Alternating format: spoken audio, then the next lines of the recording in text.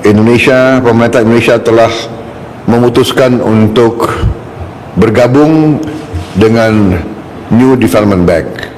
Presiden Amerika Serikat Donald Trump akhirnya memberlakukan pengenaan tarif dasar 10% untuk semua produk impor ke Amerika Serikat dan bea masuk yang lebih tinggi untuk belasan mitra dagang terbesar negara tersebut. Vietnam mendapatkan tarif timbal balik resiprokal 46%, sementara Indonesia 32%. Kebijakan kontroversial ini diumumkan Trump di Rose Garden, White House, Rabu sore waktu setempat. Bea masuk ini akan menimbulkan hambatan baru di negara dengan ekonomi konsumen terbesar di dunia ini dan menciptakan perang dagang baru.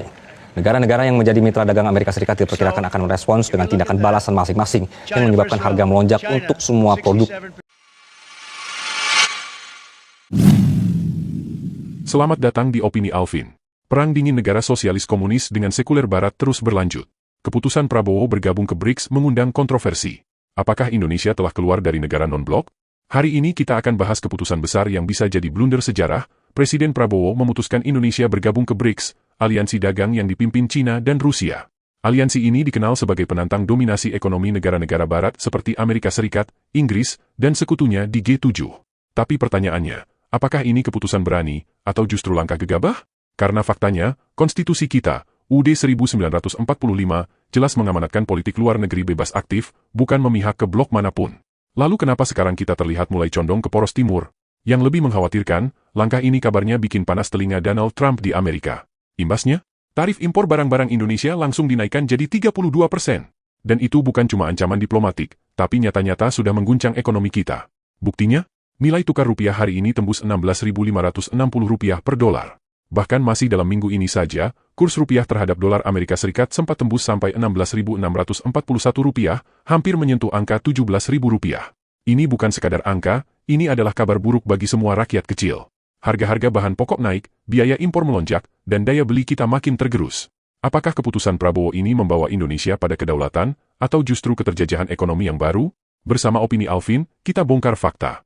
BRICS, yang terdiri dari Brasil, Rusia, India, China, dan Afrika Selatan, selama ini dikenal sebagai aliansi negara-negara berkembang yang ingin menantang dominasi ekonomi barat. Mereka mendirikan lembaga keuangan baru yang diberi nama New Development Bank, yang bertujuan untuk mengimbangi lembaga keuangan dunia dan IMF yang didominasi barat. Bank ini berkantor pusat di Shanghai, China yang menunjukkan bahwa BRICS sejatinya adalah organisasi beberapa negara yang berada di bawah pimpinan China. Dan itulah sebabnya, modal awal pendirian bank baru ini juga mayoritas disumbangkan oleh China. Dari $100 miliar modal awal Bank NDB, 41 miliar disumbangkan oleh China. Rusia, Brasil dan India menyumbang masing-masing $18 miliar, dan Afrika Selatan $5 miliar. Setiap anggota diwajibkan berinvestasi, dengan nilai investasi awal minimal $2 miliar yang dapat dibayarkan dalam jangka waktu 7 tahun.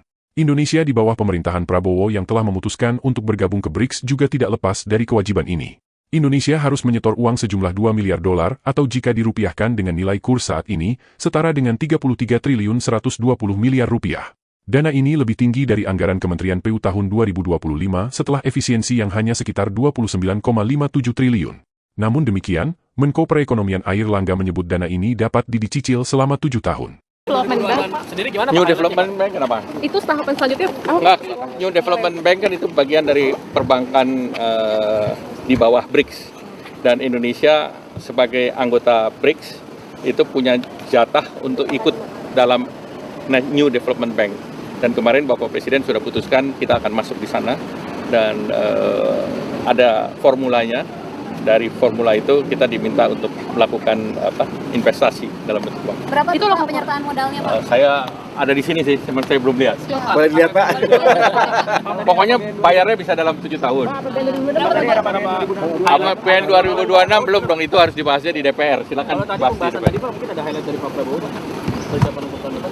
Ya itu udah disimpan sama mapnya Bu Menteri Keuangan. Konsekuensi keputusan Prabowo membawa Indonesia bergabung ke BRICS bukan hanya soal adanya kewajiban membayar modal investasi ke Bank NDB dengan nilai fantastis. Kekhawatiran akan menempatkan posisi negara Indonesia sebagai musuh dari negara lain juga menjadi polemik. Salah satunya adalah kemarahan negara-negara barat khususnya Amerika Serikat sebagai musuh utama dari negara China. Pengenaan biaya impor sampai 32% disinyalir adalah salah satu bentuk hukuman Donald Trump atas keputusan Prabowo membawa Indonesia bergabung ke blok yang dipimpin China dan Rusia. Imbas dari pengenaan impor pajak ini berpeluang menyebabkan surplus perdagangan Indonesia-Amerika Serikat selama ini bakal rontok. Imbasnya, inflasi akan naik dan harga barang dalam negeri akan semakin melambung. Namun bukan hanya itu yang menjadi pertanyaan publik. Sejarah mencatat, Pada masa Perang Dingin antara negara-negara sekuler blok Barat yang dipimpin Amerika Serikat dengan negara-negara komunis blok Timur di bawah kepemimpinan Rusia yang berlangsung lebih dari 40 tahun antara tahun 1947 sampai 1991, Indonesia di bawah rezim Soekarno dan Soeharto menetapkan Indonesia sebagai negara netral alias non-blok.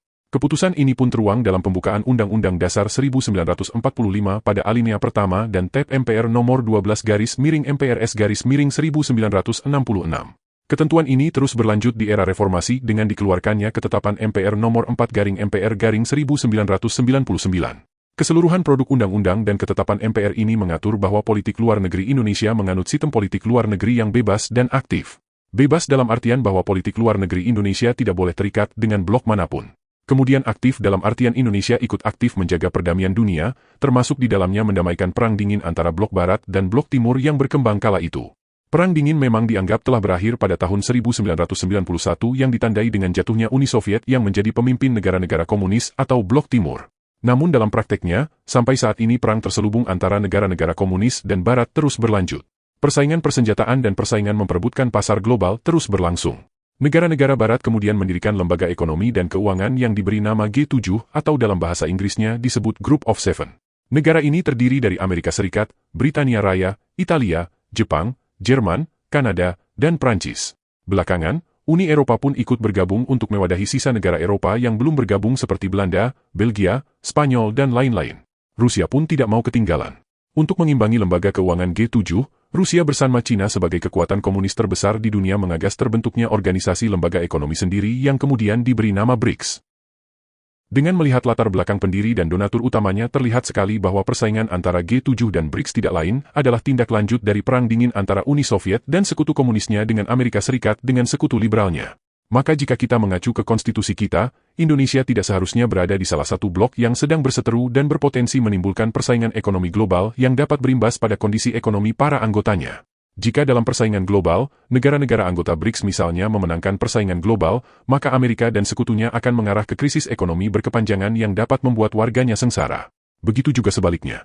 Jika negara-negara G7 yang memenangkan persaingan, maka anggota-anggota BRICS dapat jatuh terpuruk.